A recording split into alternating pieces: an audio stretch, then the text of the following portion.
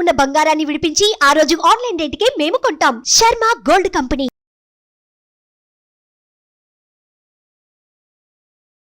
నమస్తే, welcome to Suman TV. నేను మీ యామిని. ప్రస్తుతం మనతో ఉన్నారు ప్రముఖ ఆధ్యాత్మికవేత్త, ప్రముఖ జ్యోతిష వాస్తు పండితులు సుభాష్ శర్మ గారు ఉన్నారు. గురుగారితో మనం మాట్లాడదాం.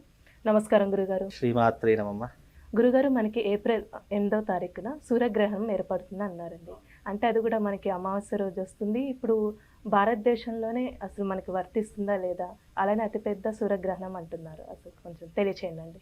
తప్పకుండా తెలియజేస్తారమ్మా. ముందుగా ప్రేక్షకులందరికీ శ్రీమాత్రే నమః, శ్రీ గురుభ్యో నమః. జ్ఞాని నామ్నపి చేతాంసి దేవి భగవతి హిసా బలాయ కృషమోహాయ మహామాయ ప్రయశ్చతి. మానవుని జీవితంలో తమను తాము ఉద్ధరింపజేసుకోవడానికి కొన్ని అదృష్ట ఘడియలు, అదృష్ట యోగములు అనేటటువంటివి కొన్ని జీవితంలో వస్తూ ఉంటాయి. జ్యోతిష్య శాస్త్రరీత్యా గ్రహణము అనేటటువంటిది మనిషి ఉద్ధరింపజేసుకోవడానికి కూడా ఉత్తమమైనటువంటి పుణ్యకాలంగా కూడా మన సనాతన ధర్మం జ్యోతిష శాస్త్రం తెలియజేసింది. దేవతలకు శక్తిహీనంగా కలిగించేటటువంటి దాంట్లో గ్రహణము ఒక ప్రధానమైనటువంటి కారణము. అలాగే మనిషి తన జీవితంలో తమ జీవితాన్ని ఉద్ధరింపజేసుకోవడానికి, ఒక ఉన్నతమైనటువంటి శిఖరాన్ని అధిరోహించడానికి కూడా గ్రహణ ప్రభావం అనేటటువంటిది మనిషి జీవితంలో కూడా చాలా చక్కగా ఉపయోగపడేటటువంటి అంశంగా కూడా కొంతమంది సనాతన ధర్మంలో ఋషులు మునులు తెలియజేసినటువంటి దాఖలాలు ఎన్నో కూడా ఉన్నాయి సనాతన ధర్మంలో. అలాగే దేవుడి యొక్క శక్తి క్షీణిస్తుంది అన్నప్పుడు మానవుడు తాను చేసేటటువంటి జప తప హోమాదులకు ఎన్నో రకాలైనటువంటి శక్తి సామర్థ్యాలు కూడుకొని ఉన్నటువంటిదే గ్రహణ రోజులు చేసేటటువంటి యాగము కానీ, జపము కానీ, స్నాన విధి కానీ, అలాగే హోమ విధి కానీ, ఇవన్నీ కూడా మన సనాతన ధర్మంలో గ్రహణం రోజు ఆచరించవలసినటువంటి పద్ధతులు అని చెప్పారు. అయితే మనకు నిజానికి గ్రహణ స్పర్శాకాలం అనేటటువంటిది, గ్రహణ కాలం అనేటటువంటిది భారతదేశంలో మనకు లేదు. ఇవి ఉన్నటువంటి స్థానం కెనడా, మెక్సికో, యుఎస్ఏ అలాంటి ప్రదేశాలలో ఈ యొక్క గ్రహణ ప్రభావం అనేటటువంటిది ఏర్పడుతూ ఉంటుంది. ఇది సంపూర్ణమైనటువంటి రాహుగ్రస్త సూర్యగ్రహణంగా నిర్ణయించడం జరిగింది.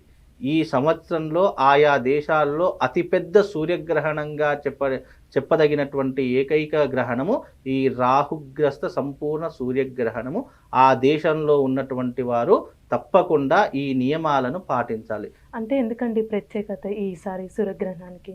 ఇంకోటి ఏంటంటే ఈ సూర్యగ్రహణం కూడా సోమవారము, సోమవతి అమావాస్య రోజు రావడం అనేటటువంటిది చాలా విశేషం మీన్స్ మనిషి ఉద్ధరింపజేసుకోవడానికి, అలాగే తమ జీవిత కాలంలో పాపము నుండి, అలాగే తమ జీవిత కాలంలో పుణ్యాన్ని సంపాదించుకోవడానికి ఇది చాలా అరుదైనటువంటి విధానంగా కూడా చెప్పేటటువంటి విధానంలో కూడా చెప్పడం జరిగింది. అయితే ఈ కెనడా, మెక్సికో, యుఎస్ఏ ఈ దేశాలలో ఈ గ్రహణ నియమాలు తప్పకుండా పాటించాలి. భారతదేశంలో ఈ గ్రహణ నియమాలు పాటించవలసిన అవసరం లేదు. ఎందుకు మీన్స్ మన భారతదేశంలో గ్రహణం కనిపించదు కాబట్టి మనం పాటించవలసిన అవసరం లేదు. కాకపోతే ఈ యొక్క సంవత్సరంలో అతిపెద్ద సూర్యగ్రహణము ఈ యొక్క రాహుగ్రస్త సూర్యగ్రహణం. ఇది దాదాపు 9 గంటల 20 నిమిషాలకు, అంటే 8వ తారీఖు రోజున 9 గంటల 20 నిమిషాలకు ప్రారంభమయ్యి 9వ తారీఖు అర్ధరాత్రి 2 గంటల వరకు ఉన్నటువంటి గ్రహణం, దాదాపుగా 5 గంటల పాటు ఏర్పడేటటువంటి అతిపెద్ద గ్రహణంగా సూచించడం జరిగింది. అయితే గ్రహణ నియమాలు ఎలా ఉంటాయంటే ఆయా దేశాలలో కూడా మన హిందువులు ఉంటారు, మన భారతీయులు ఉంటారు, సనాతన ధర్మం పాటించేటటువంటి వాళ్ళు ఉంటారు. కాబట్టి అలాంటి వారు, ముఖ్యంగా గర్భిణీ స్త్రీలు ఇలాంటి నియమాలను పాటించడం జరుగుతుంది. కనుక ముఖ్యంగా ఈ రాహుగ్రస్త సూర్యగ్రహణం గురించి కూడా సనాతన ధర్మం ఏం చెప్పారు అంటే ఇది దాదాపుగా 5 గంటల పాటు ఉండేటటువంటి అతిపెద్ద సూర్యగ్రహణంగా నిర్దేశించబడింది. అయితే దీని స్పర్శాకాలం వచ్చేసి 8వ తారీఖు 4వ నెల మనకు 2024 8వ తారీఖు 9 గంటలకు ప్రారంభమవుతుంది. 9 గంటల నుండి మనకు మోక్షకాలం, ఎండ్ ఆఫ్ ది డే ఎప్పుడు అని అంటే గనక 9వ తారీఖు రోజున అర్ధరాత్రి 2 గంటలకు ఈ గ్రహణ కాలం అనేటటువంటిది ముగుస్తుంది.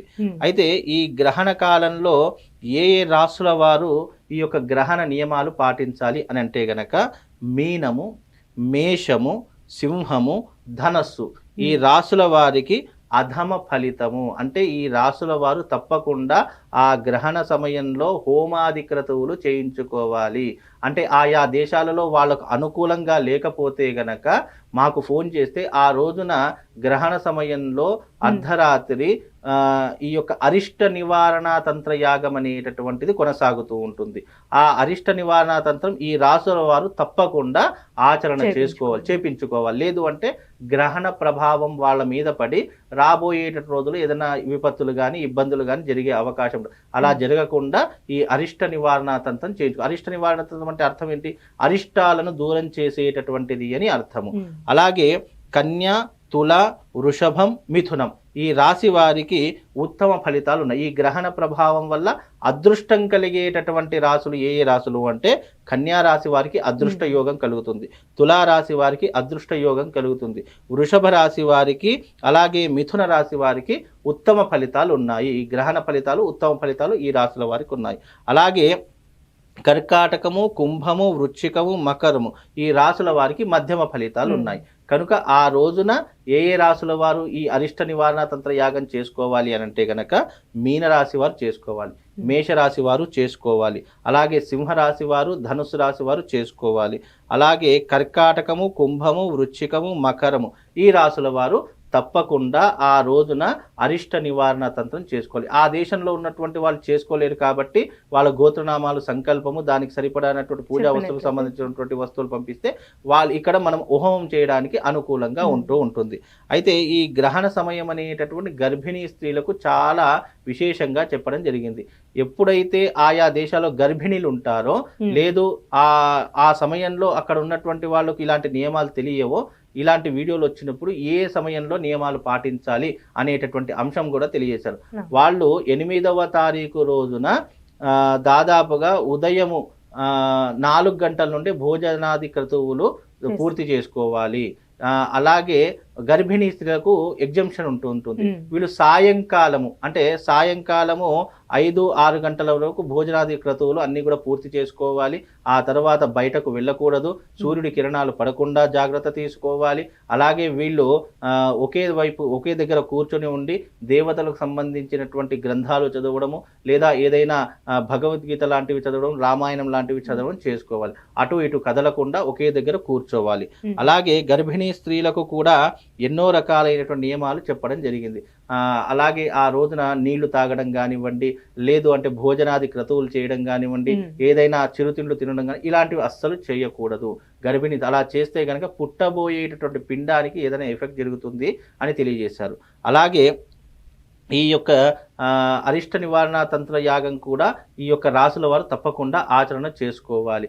అలా చేసుకుంటే గ్రహణ ప్రభావం అనేటటువంటిది వాళ్ళ మీద పడకుండా జాగ్రత్త పడడం జరుగుతూ ఉంటుంది.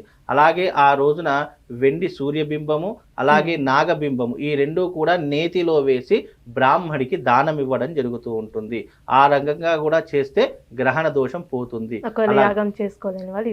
యాగం చేసుకోలేనటువంటి వారు ఇలా నాగబింబము అలాగే ఒక సూర్యబింబము రెండింటిని కూడా వెండితో చేయించి నేతిలో వేయాలి. అంటే నెయ్యిలో వేసేసి అది బ్రాహ్మడికి దానం ఇస్తే గనక గ్రహణ ప్రభావం అనేటటువంటిది వాళ్ళ మీద పడకుండా ప్రొటెక్షన్ లా ఉంటుంది.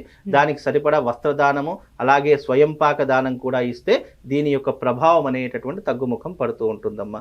ఇది గ్రహణము. అంటే మన దేశంలో లేదు కాబట్టి మనం భయపడాల్సిన అక్కడ ఉన్నటువంటి వాళ్ళు ఉంటారు. అలాగే ఇక్కడ ఉన్నటువంటి వాళ్ళు ముఖ్యంగా గర్భిణీ స్త్రీలు ఎవరైనా ఉంటే గనక ఆ సమయంలో అంటే సాయంకాలము 4-5 గంటల వరకు ఉన్నటువంటి వాళ్ళు గర్భిణీ స్త్రీలు బయటకు వెళ్లకుండా సూర్యుడి యొక్క కిరణాలు పడకుండా జాగ్రత్త వహిస్తే బాగుంటుందమ్మా.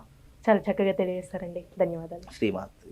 సుమన్ టీవీలో మీ పర్సనల్ అండ్ బిజినెస్ ప్రమోషన్స్ కోసం కింది నెంబర్కి కాంటాక్ట్ చేయండి.